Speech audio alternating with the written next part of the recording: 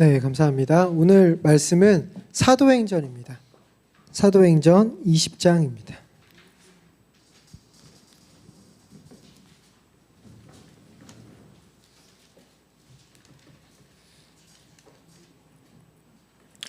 사도행전 20장 다 읽지 않고요. 16절부터 24절까지 교독하도록 하겠습니다. 16절부터 24절까지 교독하도록 하겠습니다. 제가 먼저 읽도록 하겠습니다. 바울이 아시아에서 지체하지 않기 위하여 에베소를 지나 배 타고 가기로 작정하였으니 이는 될 수 있는 대로 오순절 안에 예루살렘에 이르려고 급히 감이러라.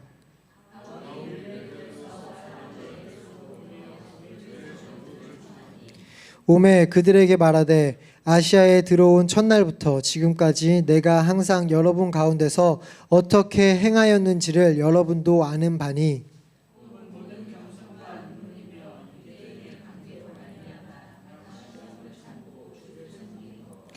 유익한 것은 무엇이든지 공중 앞에서나 각 집에서나 거리낌 없이 여러분에게 전하여 가르치고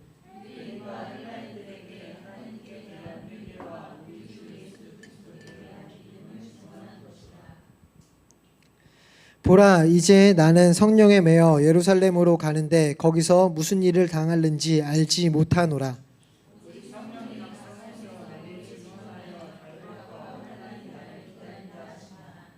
마지막 절은 함께 읽도록 하겠습니다.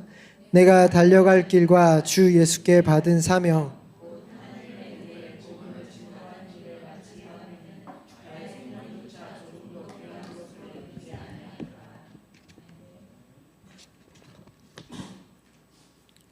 네, 오늘은 사도행전 말씀을 통하여서요. 더 나은 가치, 더 높은 가치라는 제목을 통하여 말씀을 나누려고 합니다. 오늘 살펴보기 원하는 건 바울의 이야기입니다. 먼저 본문의 배경을 잠시 설명하고 넘어가자면 바울은 지금 현재 상황은 3차 전도 여행을 마치는 부분이에요. 그래서 그동안 여러 유럽의 교회들을 돌아다니다가 그러면서 예루살렘 교회를 위하여 연보, 즉 헌금을 모아서 그것을 예루살렘 교회에 전달하려고 예루살렘 교회로 가고자 하는 상황입니다. 그래서 가는 길에 에베소 교회에 들릴 수 있었지만 그곳에 들리지 않고 재촉하여 걸음을 움직이는 바울의 모습이 오늘 나타나고 있습니다.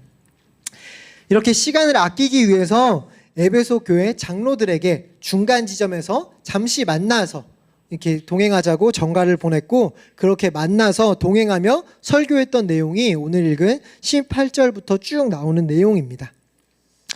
본격적인 본문을 살피기 전에 배경 지식 하나만 더 살펴보자면 오늘 본문을 읽는 중에 나오는 아시아라는 단어가 저희가 좀 혼란에 빠지게 하는데요. 여기에 나오는 아시아는 우리가 생각하고 있는 아시아는 아닙니다. 네, 바울이 일본이나 중동이나 중국 이런 곳을 돌아다니며 전도 여행을 한 것이 아니고요. 여기에 나오는 아시아는 소아시아라고 해서 지금의 터키가 있는 곳입니다. 그래서 요한계시록에도 보면 7교회에 보낸 편지 그런데 거기에도 아시아라고 나오고 있거든요. 그래서 성경에서 말하고 있는 아시아는 소아시아라고 보시면 될 것 같습니다.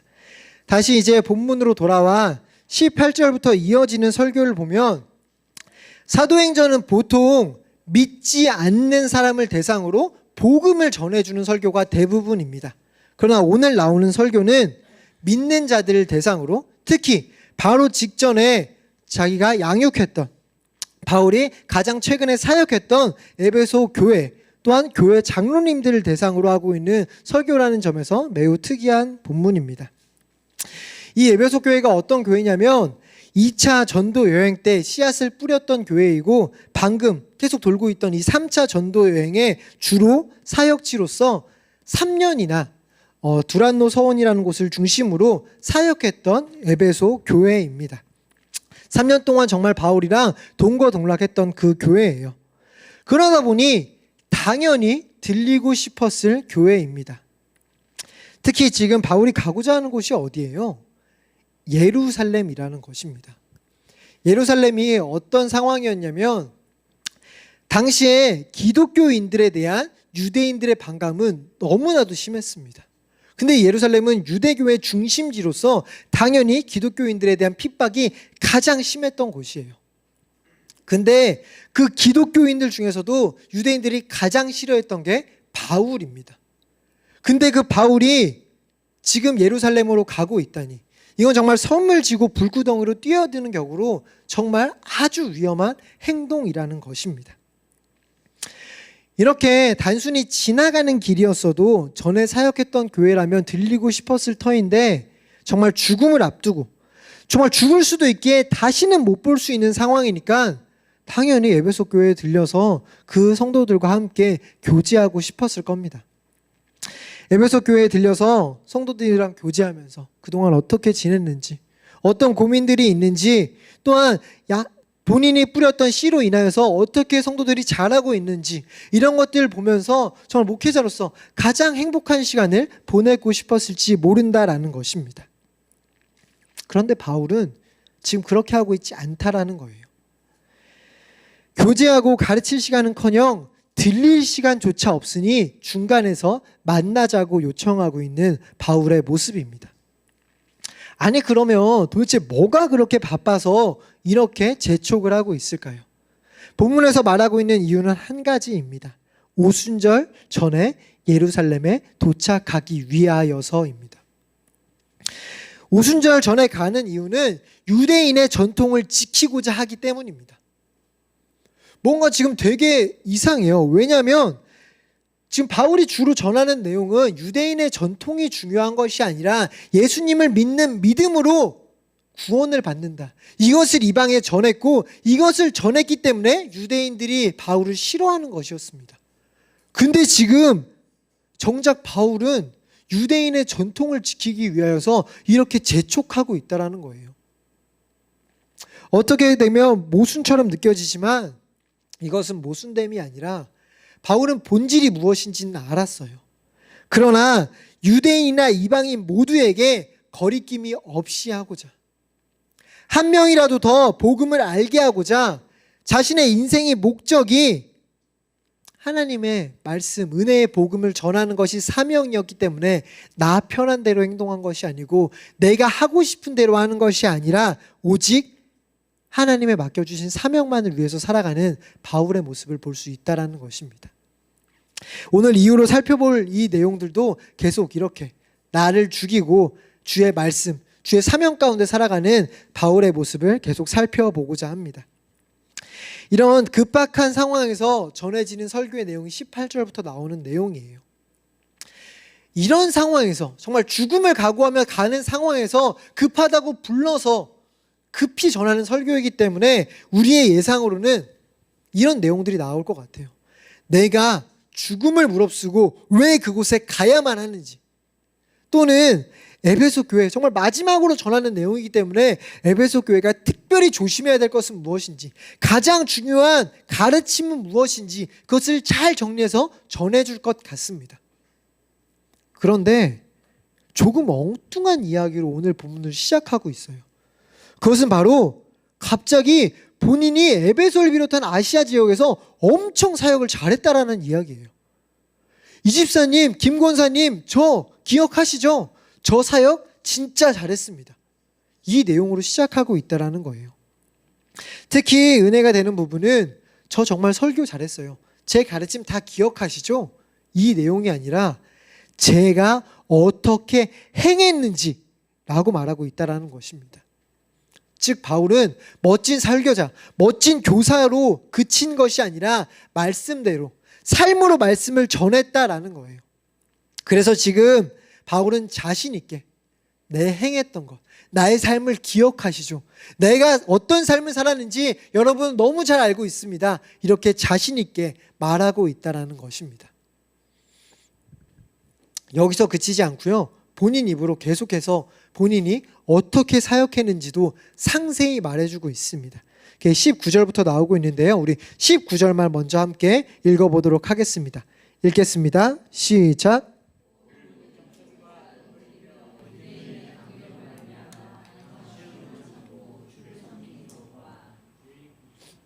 네, 19절에 개역개정 번역이 조금은 잘못되어 있는데요, 원래 원어상으로 보면 가장 먼저 동사로 딱 시작하고 있어요. 섬겼다, 이 단어로 시작하고 있다는 것입니다. 즉, 이 섬긴 부분에 굉장히 큰 강조점이 있다는 거예요. 그래서 그 문장의 번역을 잘 살려서 번역을 하자면, 주를 섬겼습니다. 그 가운데 그것과, 주를 섬기는 것과 함께 겸손과 눈물과 유대인의 관계로 인한 시험이 뒤따랐습니다. 이런 식이라는 거예요. 그러니까 바울이 한 일은 오직 한 가지였습니다. 정말 주를 섬긴 것, 그것이 전부였다라는 거예요. 주를 섬겼는데 세 가지 것들이 뒤따르고, 주를 섬기는 가운데 세 가지가 함께 했다라는 것입니다. 이 세 가지가 각각 따로 있었던 거예요. 연결돼서 유대인의 관계로 인한 시험 때문에 눈물을 흘린 것이 아닙니다. 세 가지가 각각 따로인데요. 먼저 유대인으로 당한 시험을 먼저 살펴보자면, 이것은 에베소 사역 가운데 나타난 외적인 어려움이었습니다. 바깥에서 오는 어려움이었어요. 바울은 유대인 중에 유대인이면서도 율법을 지키는 그런 조항들만 문자적으로 지키는 것이 아니라 진짜 복음, 예수 그리스도를 전했습니다. 이방인들은 율법 조항도 다 지켜야 되고 할례도 행해야 된다니까 유대교로 들어간다는 게 너무나도 부담스러운 일이었어요. 그런데 그들에게 진짜 믿음, 그리스도를 믿는 믿음만으로도 충분합니다 라고 말했기 때문에 엄청나게 많은 이방인 개종자들을 얻을 수 있었어요. 그러나 그만큼이나 수많은 유대인들의 핍박과 그런 시기를 당했다라는 것입니다. 무엇보다 자신들이 철저히 지키고 있는 율법이 무시당하는 것 같아서 기독교로 돌아선 유대인들마저도 이 율법 조항을 지키는 일 때문에 바울을 매우 힘들고 곤란하게 하는 일들을 많이 살펴볼 수 있습니다. 근데 여기서 참 대단한 단어 하나를 발견하게 됩니다. 바울이 유대인들에게 시험을 당했다라고 말하고 있다라는 거예요. 고난이나 핍박이라는 단어를 사용하지 않고 시험이라는 단어를 사용합니다. 왜 이게 특별하냐면 사도행전에서 시험이라는 단어가 딱 한 번만 사용되었다라는 거예요. 흔히 사용되지 않는 단어인데 일부러 굳이 이 단어를 사용해서 시험을 표현하고자 했다라는 것입니다. 이 시험이라는 단어는 주로 예수님이 광야에서 사단에게 세 가지 시험을 당했을 때 그때 주로 사용되던 단어입니다. 즉 예수님과 하나님 사이를 멀어지게 하고자 했던 그 시험, 그 마귀의 시험과 같이 유대인의 관계는 단순히 바울을 힘들게 했던 것이 아니라 그 시험으로 인하여서 바울과 하나님의 사이를 떨어뜨리게 하고자 했던 마귀의 관계였다라는 것입니다. 이것을 표현하기 위해 바울은 시험이란 단어를 사용했다라는 거예요. 이런 단순한 괴롭힘이 아닌 사단의 공격에도 불구하고 바울은 열심히 최선을 다해 에베소 교회를 섬겼습니다. 이렇게 말씀 가운데 순종했기에 당한 시험이었고, 그랬기에 바울이 이 시험 가운데 두렵고 무서웠던 것은 자기가 상하게 되거나 몸이 좀 다치거나 아니면 어디에 갇히거나 심지어 죽음을 두려워했던 것이 아니라 이 시험으로 인하여서 하나님과 멀어지는 것, 내가 더 이상 은혜의 복음을 전하지 못하게 되는 것, 이것이 가장 두려웠다는 거예요. 그래서 이것을 표현하기 위해 굳이 시험이란 단어를 사용하고 있다는 것입니다.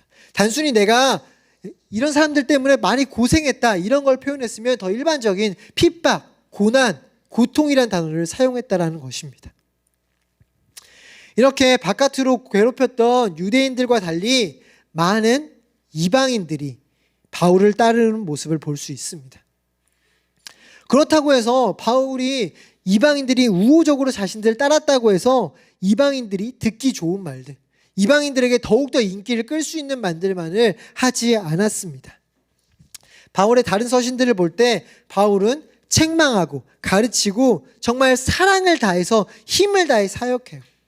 그 가운데 오직 목적은 그들이 영적으로 성숙하는 것, 그리스도의 장성한 분량에 이르게 하는 것이 오직 바울의 목회의 목적이었다라는 것입니다. 바울은 결코 자신을 잘 따라오는 사람만을 계속 그냥 이 사람들만 보듬어가며 가지 않았어요. 자신을 반하는 사람들은 너는 아닌가 보자 하면서 떨구지 않았다라는 것입니다.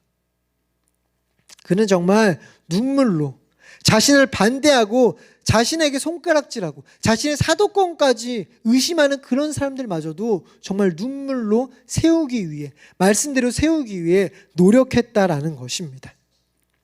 우리 사도행전 20장 31절을 한번 같이 읽어보도록 하겠습니다. 네, 앞에 있는데요. 함께 읽어보도록 하겠습니다. 시작.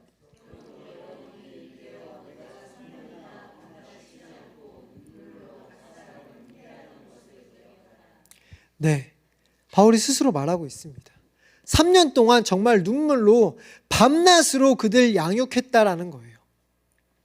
이렇게 교회 밖에서 오는 핍박도 힘들었지만 교회 안에서 교회를 세워가는 일에, 성도 한 사람 한 사람 각 사람을 세워가는 일에 밤낮으로 눈물로 정말 사역했다라는 것입니다. 이렇게 바울은 외적 시험과 내적 눈물 가운데 교회를 겸손히 섬겼어요. 여기서 겸손도 단순히 바울이 유명해졌는데, 바울이 이방인의 사도로서 정말 각 층에 각 나라의 사람들이 자신을 뒤따랐기 때문에 내가 교만해지지 않고 내가 그냥 내가 한 거지 이렇게 말하는 정도, 그런 게 아니라 아니에요, 내가 한 것이 아니고 하나님이 하셨습니다, 이 정도의 겸손을 말하고 있지 않아요. 오늘 본문이 말하고 있는 겸손은 외적인 시험, 내적인 눈물 가운데 정말 힘들고 어렵고, 그래서 때로는 포기하고 싶고 도망가고 싶을 때가 있었지만, 안팎으로 일어나는 여러 가지 사건들 때문에 이 일을 그만하고 싶었지만 하나님이 맡겨주신 사역이었기 때문에, 하나님이 나에게 허락하신 일이었기 때문에, 은혜의 복음을 전파하는 일이었기 때문에 겸손히 내 뜻을 죽이고 종으로서 마땅히 해야 할 일을 한 그 겸손이라는 것입니다. 이러한 바울의 섬김, 이러한 바울의 사역은 20절에도 잘 나타나고 있습니다. 우리 20절을 보면 바울은 모든 것을 가르쳤다라고 나오고 있습니다. 바울은 선택적으로 가르친 것이 아니라 유익하다고 생각한 모든 것을 가르쳤어요. 어떻게 그럴 수 있었을까요? 3년이란 짧은 시간 안에 모든 것을 가르쳤다니 예배가 엄청 많았을까요? 이 대답은 그 뒤 구절을 통해서 해결이 되고 있는데요. 공중 앞에서나 정말 사람들을 많이 모아두고 가르쳤을 뿐만 아니라 각 사람에게도 가르쳤다라는 것입니다. 이것은 단순히 인원에 상관없이, 장소에 상관없이, 몇 명에 모여있는지와 상관없이, 또한 예배당에서 뿐만 아니라 각 집에서도 교제를 하면서, 신방을 하면서 때를 얻던지 못 얻던지 계속해서 가르쳤다라는 것입니다. 21절 초반까지도 또 하나가 나오고 있어요. 장소나 인원뿐만 아니라 대상의 차이도 두지 않았다라는 것입니다. 당시에 가장 큰 차이가 헬라인이냐 유대인이냐였어요. 이런 걸 굳이 상관하지 않았대요. 우리나라 사람이냐 다른 나라 사람이냐, 경상도냐 전라도냐, 진보냐 보수냐, 부유층이냐 빈곤층이냐, 이런 것들이 전혀 바울에게는 구분이 되지 않았다는 것입니다. 전혀 상관이 없었다라는 거예요. 바울은 정말 모두에게 모든 것을 모든 장소와 모든 시간에 가르쳤습니다. 성경 있는 그대로를 하나도 빠짐없이 모두 다 전부 가르쳤다라는 거예요. 그 가르친 내용이 무엇인지가 21절 후반에 나오는데요. 그것은 바로 하나님에 대한 회개와 그리스도께 대한 믿음이라는 것입니다. 이 두 가지가 전부라는 거예요. 먼저 회개가 무엇일까요? 자주 배웠지만 회개는 고해성사가 아니라는 것을 여러 번 강조했습니다. 천주교에서 하는 고해성사가 신부님께 하는 것이라면 우리는 하나님께 대한 회개라고 해서 하나님 앞에 그냥 죄를 다 읊조리는 것, 죄를 다 빠짐없이 말하는 것이 회개가 아니라고 했어요. 회개는 돌이키는 것입니다. 회개는 방향을 하나님 앞에 전환한다라는 거예요. 우리는 다 하나님 앞에 살아가도록 지음받은 존재였습니다. 그러나 죄를 지음을 통하여서 잘못된 방향으로 나아갔다라는 거예요. 그곳에서 다시금 돌이켜 하나님 앞에 서는 것, 하나님 앞에 다시금 서는 것, 다시 하나님만 바라보는 것, 다시 하나님 안에서 살아가는 것, 그것이 바로 회개라는 것입니다. 이렇게 회개를 정의하고 나면 믿음이랑 별반 다를 바가 없다라는 것을 깨닫게 됩니다. 우리를 구원하신 메시아, 결국 그리스도로 인하여서 우리가 돌이킬 수 있게 되었고, 우리의 회개함이 결국 그리스도를 주로 시인하게 되는 일이라는 것입니다. 믿음의 고백을 할 수 있게 되는 일이 회개로 인함이라는 거예요. 결국 회개와 믿음은 동전의 양면으로 같이 갑니다. 믿음 없는 회개는 불가능하며 진정으로 회개한 자에게 믿음이 없을 수는 없는 것입니다. 특히 오늘 본문에도 헬라어 원어를 살펴보면 문법적으로 볼 때 이 두 단어에 하나의 정관사만 붙어요. 다 어려운 이야기인데 그냥 쉽게 말하면 원어상으로 볼 때 이 둘을 하나로 이야기하고 있다는 것입니다. 오늘 성경의 저자는 이 두 가지를 둘로 나누는 것이 아니라 하나라고 말하고 있다는 거예요. 결국 바울이 전한 모든 것은 한 가지였습니다. 지금까지 내용을 정리하고 넘어가자면 바울은 에베소를 비롯한 모든 소아시아 지역에서 회개와 믿음을 모든 장소, 모든 상황, 모든 대상에게 가르쳤고, 이러한 사명을 감당하는 주를 섬기는 일에 있어서 눈물과 겸손과 시험과 이것이 함께 했다라는 것입니다. 결국 길게 이야기했지만 바울의 사역은 굉장히 간단해요. 바울의 사역은 오직 하나, 주를 섬기는 일, 그것 하나뿐이었습니다. 바울은 전에 사역했던 예배소 교회 장로님들을 만나서 죽을 수도 있는 상황에서 마지막 설교로 오직 나는 예수님이 주신 사명만을 감당했습니다, 이렇게 말하고 있다라는 거예요. 물론 굉장히 은혜가 됩니다. 여기까지만 살펴봐도 너무나 은혜가 되는 내용이지만 아직 이 배경과 이 상황과 어울리지 않는 대답이라는 생각은 계속하게 됩니다. 왜냐하면 예배소 장로들은 정말 걱정 가운데 왔을 거예요. 이후에 오늘 본문 이후에 보면 수많은 사람들이 예루살렘으로 가고자 하는 바울을 막아서려고 합니다. 그곳이 위험합니다. 그곳에 가면 정말 죽을 수도 있습니다. 가지 마세요. 오늘 에베소 장로들도 이 이야기를 하고 싶었을지 몰라요. 아니, 이 이야기는 둘째치고라도 대체 그 위험한 예루살렘 교회에 왜 굳이 지금 가는지를 듣고 싶었을지 모릅니다. 그런데 계속 바울은 내가 사역을 엄청 잘했다, 내가 주님만을 섬겼다, 이 이야기만 반복하고 있다는 거예요. 아직까지 궁금증이 해결되지 않는다라는 것입니다. 그러다 22절에서야 바울이 먼저 말합니다. 나는 이제 예루살렘으로 간다. 그리고 그곳에서 무슨 일을 당할는지 모른다. 바울이 안전하지 못함을 인지하고 있다는 거예요. 심지어 23절에 보면 성령께서 알려주셨대요. 뭐를요? 환난과 결박이 기다린다고 알려주셨다라는 것입니다. 23절까지 이 이야기를 듣고 난 에베소 장로들은 더 궁금했을 거예요. 아니, 예루살렘으로 간다니 난 당연히 거기가 위험한 줄도 모르고 바울에 대한 평판이 어떤 줄, 어떻게 바뀌어 있는지, 얼마나 위험한지 모르고 가는 줄 알았는데 이렇게 잘 알고 있다니. 아니, 성령께서 그곳이 위험하다고 알려주셨는데 그렇다면 당연히 성령이 알려주셨구나, 성령이 알려주심에 감사하면서 몸을 피하고 있다가 다시 성령이 이제는 좀 잠잠해졌다고, 이제는 너에 대한 핍박이 조금 줄어들었다고 이렇게 말할 때 예루살렘 교회로 가는 게 당연해 보이는데 왜 그렇게 가고 있는 건지 이해가 되지 않았을 것입니다. 특히 22절 후반에 보면 위험하다고 말씀해 주던 성령에 매여서 예루살렘으로 가고 있대요. 정말 이해가 되지 않았을 거예요. 왜 정말 그렇게 급히 가는지, 뭐가 그렇게 급해서 우리랑 교제할 시간도 없이 중간에 만나자고 그렇게까지 말하면서 급히 가고 있는지 예배소 교회 장로들은 정말 이해를 하지 못했을 것입니다. 이 모든 궁금증이 24절에서 풀리고 있습니다. 우리 24절을 정말 이 내용을 생각하면서 모두 함께 읽어보도록 하겠습니다. 읽겠습니다. 시작.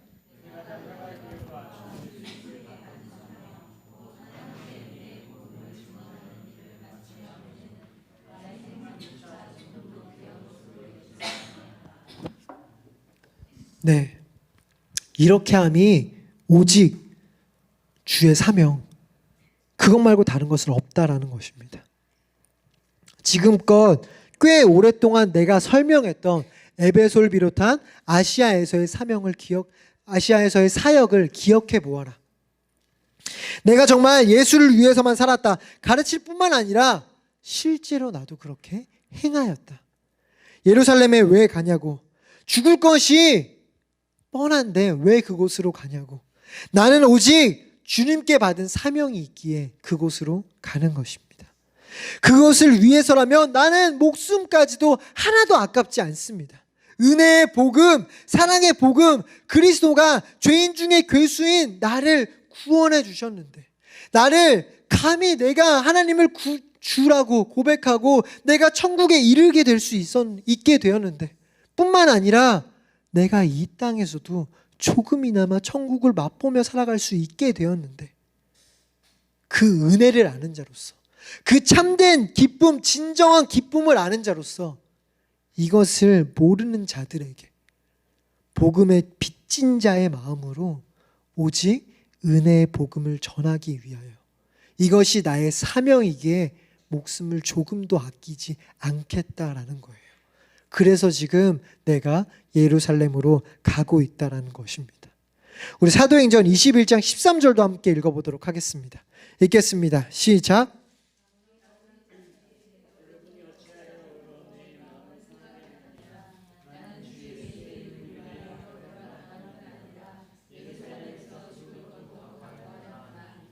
네, 바울이 본인의 입으로 스스로 말해요.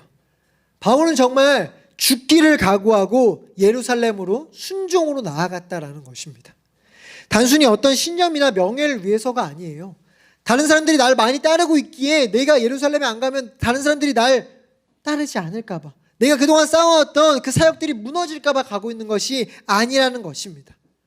오직 은혜 가운데 행동한 것이에요. 복음을 전함이 사명이었기 때문에 이렇게 행동한 것이라는 것입니다. 그동안 내가 이 복음 가운데 기쁨을 느꼈고 기쁨을 전하기 위해, 또한 기쁨을 전한 것이 나의 기쁨이었기 때문에 나아가고 있다는 것이에요. 아니, 아무리 기뻐도 그렇지, 아무리 사명이어도 그렇지, 아무리 좋은 일이라도 우선 사람이 살고 봐야지. 바울은 지나친 광신도일까요? 많은 문제를 일으키고 있는 IS와 같이 종교에 미쳐서 정말 생명이 귀한 줄도 모르는, 그렇게 바울이 광신도가 되어버린 것일까요? 물론 생명은 정말 무엇과도 바꿀 수 없는 아주 귀한 가치입니다. 생명보다 더 귀한 것은 없어요. 요새 많은 사람들이 돈이나 여러 잘못된 가치들이 생명보다 우선된다고 많이들 이야기하지만 그것은 정말 다 어리석은 이야기고 다 정말 악한 이야기일 뿐입니다. 생명보다 더 귀한 것은 없어요. 인간에게 가장 소중한 가치입니다. 그런데 바울은, 그리고 우리는 이 육체적 생명보다 더 귀한 것을 깨달았다라는 거예요. 육체적 생명보다 더 중요한 것이 바로 영적 생명이라는 것입니다. 바울은 그것을 안 거예요. 더 큰 가치를 알게 된 것입니다. 영적인 생명을 이미 얻게 되었어요. 얻고 나니 너무 좋은 거예요. 그래서 입으로만 이웃사랑을 외친 것이 아니라 진짜로 행했던 바울이기 때문에 이웃을 향해 이 영적 생명을 전할 수밖에 없었던 것입니다. 정말 참된 의사라면 당연히 아픈 사람을 보면 고치고 싶었던 것처럼 영적인 의사인 바울이 이 복음을 모르는 자들에게, 죽어가면서도 죽어가는 줄 모르는 사람들에게, 얼마나 자신이 아프고 위험한 상황인지 모르는 자들에게 마땅히 이 복음을 전하고 싶어서, 정말 이 전하는 일에는 목숨도 하나도 귀하지 않을 정도로 열심히 이 사명만을 위해서 살아가고 있는 바울이라는 것입니다. 가장 시급한 일이었기 때문에, 가장 급히 해야 될 일이었기 때문에, 가장 가치를 둔 일이었기 때문에 그 어떤 것도 우선되지 않았다라는 거예요. 그 어떤 것도 아깝지 않고 다 내려놓을 수 있었다라는 것입니다. 그래서 이전에 바울의 모습을 보면 바울이 감옥에 갇혔었던 때가 있어요. 그 감옥에서 지진으로 인하여서 하나님의 풀려주심, 그 놀라운 기적 가운데 감옥문이 열렸는데 나오지 않았다라는 거예요. 왜요? 나와봤자 뭐예요? 그에게 더 중요한 건 영혼 구원이었다라는 거예요. 정말 풀려나서 이제 더 이상 고통당하지 않는 일보다 더 중요한 일은 간수한 사람의 영적 생명을 세워주는 일이었기 때문에 나오지 않았다라는 것입니다. 바울만 그런 것이 아니에요. 스데반 집사님을 보면 정말 복음을 전하다 죽습니다. 아니, 적당히 전하다가 사람들 상황이 안 좋아지면 몸을 피하면 되는데, 적당히 전했으면 되는데 그냥 고지고대로, 말씀 고지고대로 전했다라는 거예요. 근데 자신을 죽이는 사람들 앞에서, 나를 죽이는 사람들한테 정말 너무 억울할 거잖아요. 하나님, 원수 갚아달라고, 이 사람들 다 정말 벼락으로 정말 하나님께서 벌하여 주시라고 이렇게 말하는 것이 아니라, 하나님, 이들에게 죄를 돌리지 말아달라고 그렇게 고백하며 죽는 스데반 집사님의 모습이었다라는 거예요. 왜 그랬을까요? 영적 생명이 너무나도 중요해서 설교하고 있었던 거잖아요. 복음을 전하고 있었잖아요. 근데 내가 조금 억울한 일 당했다고 이들 그냥 영적 생명을 없게 하세요. 이게 아니라 주님, 이들이 몰라서 그럽니다. 이들이 영적 생명을 알게 되면 다 변하게 될 것입니다. 내가 이들을 진짜 사랑해서 전하고 있는 것이니까 이들이 한 사람이라도 더 주님을 만났으면 좋겠습니다. 이런 고백 가운데 스데반 집사님이 마지막까지 그런 고백을 할 수 있었다라는 것입니다. 이 이야기가 단순히 성경 안에서만 일어나는 일들이 아니에요. 우리나라의 복음이 어떻게 전해졌습니까? 정말 피 한 방울 섞이지 않은, 정말 외국에 우리랑 전혀 상관없는 선교사님들이 오셔서 정말 죽음으로, 정말 순교로 이 땅에 복음을 전해주었습니다. 토마스 선교사라는 선교사님, 선교를 준비하면서 아내가 죽어요. 그런데도 전혀 선교를 포기하지 않습니다. 그분이 타고 왔던 배가 제너럴 셔먼호예요. 우리가 국사 시간에 잘 배웠던 그 배입니다. 외적이 쳐들어왔기 때문에 정말 다 죽였어요. 우리에게는 정말 그냥 농민들이 그 큰 배를 무너뜨린 걸로 되게 좋은 역사라고 기록되어 있지만, 그 배에 타고 있던 토마스 선교사님, 아무것도 하지 못한 채 죽었다라는 것입니다. 그가 한 일이라고는 고작 자신을 죽이고자 하는 사람에게, 정말 너무나도 억울했을 텐데 그 사람에게 간절히 책 한 권 전해주고 죽으셨어요. 순교하셨습니다.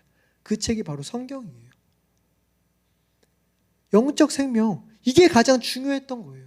그 뒤로 수많은 선교사님들이 이 땅에 오셔서 사역하는 가운데 남편을 잃기도 하고 자식들을 잃기도 합니다. 근데 정말 이 대한민국이라는 땅을 욕하면서 원망하면서 자신의 본국으로 돌아가지 않았다는 거예요. 더욱더 눈물로 끝까지 영적 생명을 전해주기 위하여서 정말 아무것도 상관없는 우리에게 하나님을 알게 하고자 끝까지 사역했다는 것입니다. 그렇다면 이러한 일들을 통하여서 우리는 무엇을 느낄 수 있을까요? 그냥 감동 느끼고 정말 대단한 사람들이다, 대단한 일들이 있었구나, 와, 복음이 들어왔네, 감사하다, 이 정도의 적용으로 끝나는 일일까요? 그렇다고 정말 유치하게 적용해서 우리 모두 순교자가 되자, 이런 말을 하고 싶은 것 또한 아닙니다. 오늘 제목은 더 높은 가치라는 제목이었습니다. 조금 전에도 이야기했지만 우리는 생명이 가장 큰 가치라는 부분에서는 모두가 동의하는 바입니다. 만약 큰 병이 걸려서 정말 육체적 죽음이 임박한 상황이라면 그동안 내가 정말 목표로 해서 열심히 모았던 돈이 있다고 한들, 정말 적금을 열심히 부었다고 한들 그것을 아끼지 않을 거예요. 안정된 직장, 아니면 정말 쉴 틈 없이 짜놨던 빼곡했던 나의 삶의 계획들이 있다 한들 정말 육체적 죽음 앞에 모든 것을 포기할 수 있다라는 것입니다. 이건 당연한 거예요. 똑같아요. 우리도 가장 귀한 영적 생명을 위해 육체적 생명마저도 드릴 수 있다라는 거예요. 여기서 생명은 드리지만 뭐 시간은 드릴 수 없고 물질 드릴 수 없고 이 정도의 얘기가 아니잖아요. 뭐든 다 드릴 수 있다라는 것입니다. 가장 높은 가치, 가장 위대한 가치, 천국, 그것이 정말 밭에 감추인 보화, 이것을 사기 위해서 나의 모든 소유를 팔아 그것을 사는 것처럼 영적 생명이 가장 귀한 것이기 때문에 이것을 위해서 내 모든 것, 내 모든 소유, 내가 그동안 정말 목표로 했던 그 모든 것보다 이것이 훨씬 가치 있는 일이기 때문에 이것을 다 더해도 비교할 수 없는 가치이기 때문에 다 포기할 수 있다는 것입니다. 아니, 다른 것을 다 얻어도 이것을 잃어버리면 무의미한 것이기 때문에 이것을 위해서 살아갈 수 있다는 거예요. 뿐만 아니라 진짜 사랑하는 사람이, 내가 진짜 사랑하는 사람이 내가 아니라 내 사랑하는 사람이 죽을 수 있대요. 어쩌면 나보다 더 당연한 이야기가 될 수 있을 것 같아요. 나보다 더 당연히 모두 들을 수 있습니다. 여기서 정말 아껴요. 돈을 계산해봐요. 이거 정말 말도 안 되는 이야기입니다. 아직 교회에 나오시지 않으시는 저희 아빠도 엄마가 암을 진단받으셨을 때 정말 평생을 아끼고 아끼셔서 힘든 일을 하셔서 겨우 장만하셨던 첫 아파트, 막 입주하셨던 아빠에겐 정말 큰 의미가 있었던 그 아파트를 팔아서라도 나을 수 있다면, 아니 낫는 것은 고사하고 치료라도 한번 시도해 볼 수 있다면 정말 다행이라고 생각하셨대요. 정말 당연한 이야기잖아요. 특별한 이야기가 아니잖아요. 뭐가 더 중요해요? 다 해줄 수 있다라는 것입니다. 잠도 줄일 수 있고 늘 바쁘다고 해서 함께 시간을 보내지 못했지만 이제는 어떻게든 시간을 내서라도 매일 함께하고 매일 같이 운동하고 이런 것들을 할 수 있다라는 것입니다. 전혀 수고가 수고로 느껴지지 않을 거예요. 진정으로 나를 죽일 수 있을 것입니다. 그러면서 생명을 살릴 수 있는 것은, 그 사람 생명에 유익한 것은 무엇이든지 다 할 것입니다. 좋다는 음식은 다 사올 것이며 도움이 될 만한 모든 정보는 다 모아서 그 사람에게 전달해 줄 거예요. 입에서도 계속 어떤 음식을 먹어야 어떻게 좋고 어떤 운동이 도움이 되고 어떤 음식은 피해야 되고 어떤 환경이 좋은지 계속 그 이야기가 입에 달고 살게 될 것이라는 말입니다. 때를 얻던지 못 얻던지 계속 똑같은 말을 할 거예요. 둘이 있던지 여럿이 있던지 이것은 전혀 상관없고 계속 그 이야기를 반복할 것입니다. 이 일을 위해서라면 내가 그동안 열심을 내서 해왔던 취미, 내가 정말 만나고 싶었던 사람들, 어떤 일, 이런 것들이 중요하지 않을 거예요. 그런 것들 다 포기할 수 있게 될 것입니다. 특히 내 사랑하는 사람뿐만 아니라 나를 잘 모르는 사람이라고 할지라도 그 사람에게 몸에 좀 안 좋은 징조가 보인다면 참견하고 싶어질 거예요. 만약 내 주변에 있는 사람이 간이 안 좋은 사람이에요. 간이 안 좋은 사람은 눈에서 정말 눈이 노랗게 되는 걸로 그렇게 딱 티가 납니다.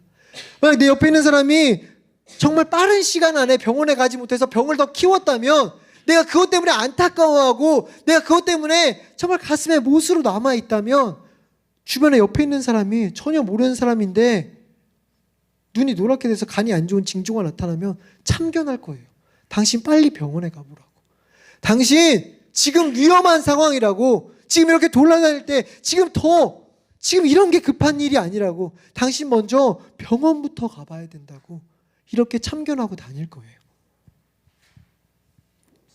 똑같다라는 거예요. 영적 생명 다른 이야기, 정말 괜히 오버하는 이야기가 아니라는 거예요. 영적 생명의 중요성, 가장 중요한 가치, 제일 중요한 일을 알았다면 우리가 주를 섬김에 있어서 정말 마음고생이 심해서 눈물 나는 일이 엄청 많이 발생하더라도, 억울한 일을 당하는 그런 시험들이 우리에게 닥친다 할지라도 언제나 겸손히 주님 앞에서 예수님께서 주신 사명만을 감당하고 그렇게 살아가게 된다는 것입니다. 이게 진짜 중요하니까 다른 것보다 제일 우선 순위에 두고 진짜 사랑하는 사람을 살리는 일이니까 이 일을 위해 살아갈 수 있게 된다는 거예요. 이 일을 위해서, 내 사랑하는 사람을 진짜 살리는 일을 위해서 어떤 수고, 어떤 희생도 정말 나의 목숨마저도 전혀 아깝지 않다라고 생각하고 고백할 수 있게 된다는 것입니다. 여기서 절대 생명이 가치 없다, 생명이 별것 아니다, 이런 이야기 아니잖아요. 생명 진짜 소중한 것입니다. 진짜 높은 가치예요. 그런데 이것보다 더 높은 가치가 영적 생명이라는 것입니다. 그렇다면 영적 생명보다 더 높은 가치가 있냐? 없다라는 거예요. 이것이 진정 최고의 가치, 진정한 가치라는 것입니다. 이 가치, 이 영적 생명은 바울만 깨달은 바가 아닙니다. 우리가 너무나도 잘 알고 있는 바라는 거예요. 그렇다면 무엇을 아끼시겠습니까? 목숨은 십자가에 둘 수 있으나 시간은 두지 못하고, 내가 이미 세워둔 인생의 계획들, 어떤 것들, 이런 것들은 포기 못하고, 누구를 사랑하는 일, 이런 것들은 하지 못하고, 내가 목적으로 삼았던 것, 내가 지금 살면서 가장 가치 두는 건 그것만큼은 포기하지 못하겠다라고 말씀하시겠습니까? 나의 삶 가운데 혹시 영적 생명보다 더 높은 가치를 두고 더 많이 투자하고 있는 일들은 있지는 않으십니까? 정말 영적 생명이 가장 가치 있는 일이라면 그것을 지키기 위해, 그것을 유지하기 위해 얼마나 많은 시간과 물질과 열심을 투자하고 계십니까? 육적인 건강을 위해서 조깅을 하는 사람들은 많이 있지만 영적인 건강을 위해서 말씀을 가까이 하는 것, 기도를 쉬지 않는 일은 우리에게 얼마나 많이 있냐라는 것입니다. 또한 이렇게 영적 생명이 가장 우선순위라고 생각하고 있음이 자녀를 양육하는 일에 있어, 부부의 관계에 있어, 또한 가족들을 비롯한 여러 가지 관계들에 있어 적용이 되고 있냐라는 것입니다. 주변 사람들도 내가 영적 생명이 가장 우선 가치로 살아가고 있음을 바울과 같이 나의 삶을 통해 보고 있냐라는 것입니다. 내가 정말 말로만 이것이 최고의 가치야 라고 말하고 있습니까? 아니면 삶을 통해 이것이 정말 최고의 가치야 라고 행동하고 있습니까? 또한 나만 그렇게 살아가는 것이 아니라 상대방도, 내가 진짜 사랑하는 사람도 이 영적 생명을 얻는 일이 삶의 목적이 되고 삶의 중심이 되도록 내가 배려하고 바라고 있습니까? 목요 모임에서도 자주 하는 말이지만 또한 연구소에서도 자주 외치는 표어입니다. 이 땅의 아이들이 쉼이 없는 교육을 하고 있다는 거예요. 아이들은 정말 세상에서 말하는 쉼뿐만 아니라 영적인 쉼, 성경적인 쉼, 하나님 앞에서 안식함이 무엇인지 전혀 알고 있지 못합니다. 그러나 보니 성경 공부도 주일 예배도 영적 성장도 하나님과 교제함도 뭔가 빠듯한 스케줄 가운데 목표를 삼고 그것으로 도달해야 되는 그런 것처럼 여겨지고 있다는 거예요. 하나님 앞에서 안식함, 하나님의 말씀을 묵상함, 그것이 무엇인지 잘 알지 못해요. 묵상하는 시간, 안식하는 시간이 오히려 너무 맨날 달려오기만 했기 때문에 잠깐 쉬는 게 죄처럼 죄스럽게 여겨지는 게 바로 우리 아이들의 현실이라는 것입니다. 정말 하나님께 집중하기 어려운 시대 가운데 살아가고 있는 아이들이에요. 우리는 그 아이들에게 영적 생명이 우선이라고 배려하기 위해, 집중하기 위해 어떤 포커스를 두고 있냐라는 것입니다.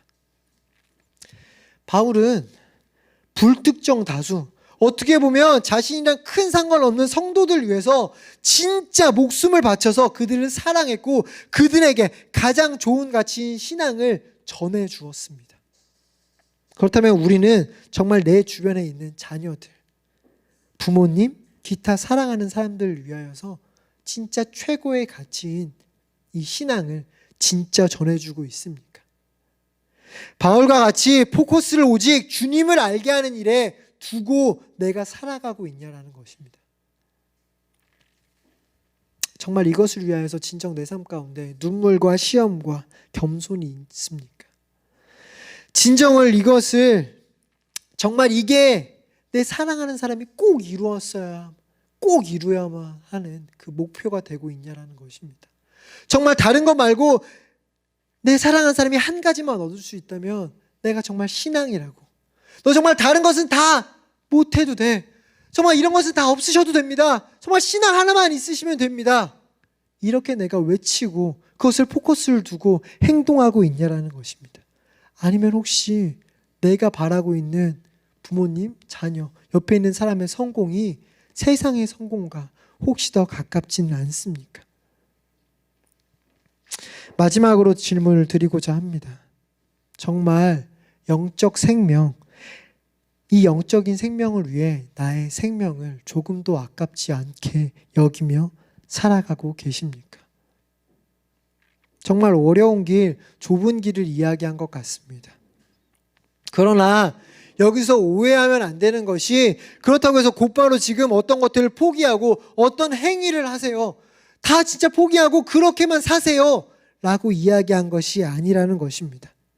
유치하게 직장, 가정 다 팽개치고 이제 정말 오지로 떠나서 주의 복음을 전하기 위해 순교자로 헌신하세요. 이런 말을 하고 싶은 게 아니라는 것입니다. 오늘 바울도 보면 내가 이렇게 하는 이유, 내가 정말 예루살렘으로 가는 이유를 설명하고 있을 뿐이지 여러분들도 다 그렇게 하십시오. 나를 따라 예루살렘으로 갑시다. 이렇게 말하고 있지 않다라는 것입니다. 더 높은 가치를 먼저 깨닫자는 거예요. 적용은 각자 달라요. 각자 상황과 달란트가 다르고 각자 하나님께서 맡겨주신 사명이 다르기 때문에 적용은 다르다라는 것입니다. 솔직히 지금 상황 가운데 복음을 전하다가 목숨을 포기해야 될 일은 우리에게 많이 있지 않아요. 그러다 보니까 우리들은 손쉽게 조금 더 쉽게 네 주님 내가 진짜 말씀을 전하는 가운데 목숨을 포기한 일이 있으면 네 포기하겠습니다. 이렇게 고백할 수 있을지 모르겠습니다. 왜냐하면 피부에 와닿지 않는 이야기라 그래요. 근데 진짜 그 일, 진짜 내가 포기해야 되는 그 일, 내가 영적 생명을 우선시하는데 방해하고 있는 그 일, 내가 주변에 있는 내 사랑하는 사람이 영적 생명으로 살아가야 되는데 그렇게 살지 못하게 하고 있는 그 일, 그것도 전혀 귀한 것으로 여기지 않겠다라고 고백해야 된다라는 것입니다. 근데 이 고백은 조금 하기 힘들다라는 거예요. 그러나 우리는 해야 된다라는 것입니다. 이때 억지로 하자라는 것이 아니에요. 바울은 분명히 말하고 있습니다. 또한 성경은 분명히 말하고 있습니다. 오직 진정한 가치를 깨달으면 된다라는 거예요. 이건 억지로 정말 원래 별로 가치가 없는 일인데 진짜 가치 있어 해서 가치 있는 게 아니라 정말 가치 있는 일입니다. 모든 것을 다 포기하게 될 만큼 누구에게나 다 가치 있는 일이라는 거예요. 우리가 그 본질을 깨달으면, 진정 가치를 깨달으면 우리도 그렇게 될 수 있습니다. 바울이 특별한 사람이 아니고 그 아까 말했던 순교하신 그 선교사님들이 대단하신 분들이 아니라 우리도 진정한 가치를 깨닫게 되면 이러한 삶을 살게 된다는 거예요. 건강의 소중함을 모르다가 건강의 소중함을 깨달으면 당연히 삶이 바뀌잖아요. 똑같아요. 영적인 생명의 소중함, 이것이 진짜 제일의 가치구나. 당연히 바뀌게 돼요. 내 삶도 바뀌게 되고 내 양육 태도도 바뀌게 되며 내가 사람을 대하는 태도도 당연히 바뀌게 된다는 것입니다. 우리 사랑하는 성도님들 가운데 진정한 곳에 가치를 두는 일이 생겨났으면 좋겠습니다. 그리고 이 가치를 두는 일이 나뿐만 아니라 주변에도 이것이 진정한 가치입니다를 전하는 삶을 살아갔으면 좋겠습니다. 그래서 정말 이렇게 진정한 가치를 깨닫고 각자의 자리에서 주 예수께 받은 사명을 감당하는 우리 모두가 되기를 기도하도록 하겠습니다. 네, 잠시 반주해 주시고요. 잠시 들었던 말씀을 가지고 기도했으면 좋겠습니다.